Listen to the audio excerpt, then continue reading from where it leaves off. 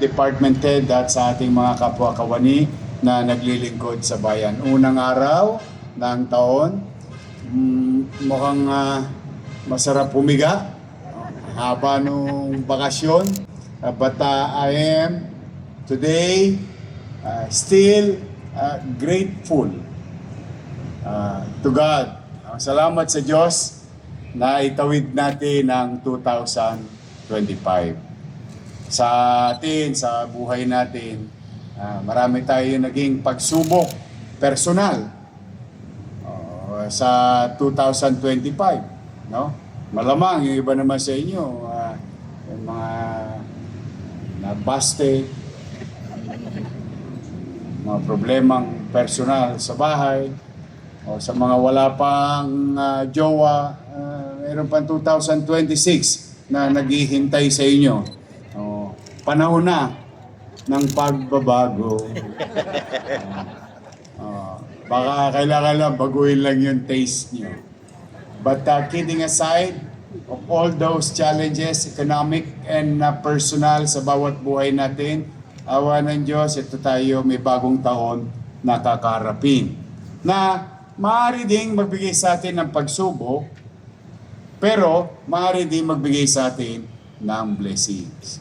Kaya patuloy tayong manalig at maniwala na may Diyos sa buhay nating lahat. Hindi lang sa ating mga Pilipino, but bilang tao na there will be God alongside with us through the course of our life. And we must continue to believe. We must do our best and God will take care of the rest.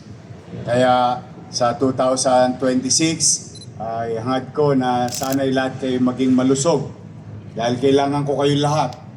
Kailangan tayo magtulong-tulong upang paglingkuran ang ating mga kababayan. Salamat sa kanila, sa taxpayer. Nairaos natin ang maraming bagay. At marami pa tayong bagay na kakarapin.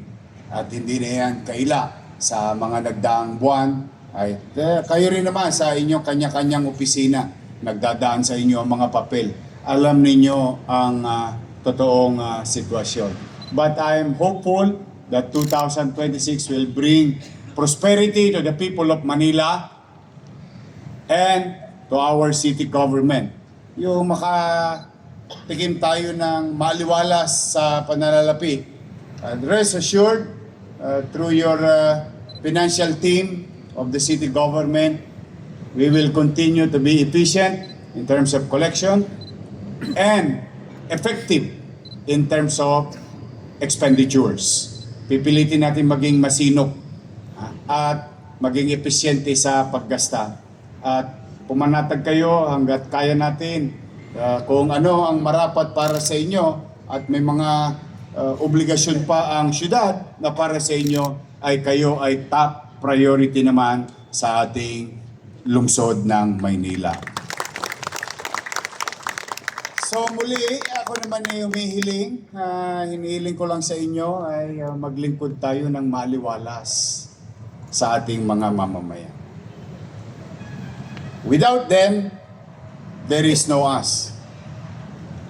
Our existence is through our people. Kaya marapat lamang na kung tayo ay nabubuhay, dala ng pagtitiwala ng tao sa pagbibayad nila ng kanilang obligasyon, siguro hindi naman masama o bagay lamang na maglingkod tayo ng tapat, maayos. At huwag niyong ipagdadamot ang mapuputi ninyong ngipin. Lagi tayo ngingiti sa ating mga pinaglilingkurang mamamayan. The least thing that we can do for them, maliwalas na pakikitungo, may paggalang sa kapwa, hindi lamang sa co-workers, but also those people who will come in and out of our office. We must give them initial at marapat na respeto kapag sila'y tumungo sa ating kanya-kanyang opisina. Whether magbabayad, may isasangguni o hihinga ng tulong. Dahil wala naman pupunta sa City Hall ng walang kailangan. Bibihira. Except on a particular season wherein nagpupunta sila City Hall, babiyahe sila, matatraffic, mag-aantay sa mahabang pila para magbayad pa ng buwis. Just imagine that.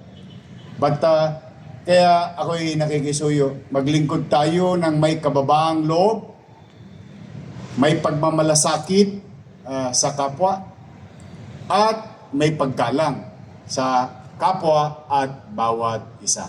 So muli, good luck. Thank you very much sa inyong lahat sa nagdaang 6 na buwan ng administrasyong ito. Naitawid natin ang City Hall at mamamayan ng lungsod ng Maynila. Sa tulong ninyong lahat, across the city, tingin ko, makakaraos tayo ulit. And I'm hoping, and help me pray, hoping for a safe city, progressive city, peaceful community. Yan lang isama nyo na rin sa panalangin ninyo. Muli, sa aking mga kapwa naglilingkod, mga kababayan, pumanatag kayo, pipilitin kong maging mainam at masinop sa lahat ng bagay. Sa aking mga kasamahan sa Office of the Mayor, pasensya na kayo. Totoo po yung sinabi ni Letlet. Kung minsan kasi kahit Sabado, kahit Linggo, nawawalan sila ng choice. Alam nyo bang request na lang nila sa akin kung minsan? Sana daw pagka Sabado, wag na daw muna akong pumasok kasi para makapaglaban naman daw sila. That's the truth of the matter. But sabi ko nga, no, we have to, pasensya na kayo, we have to catch up of lost opportunities. But I'm grateful, palakpakan naman natin yung aking mga kasama.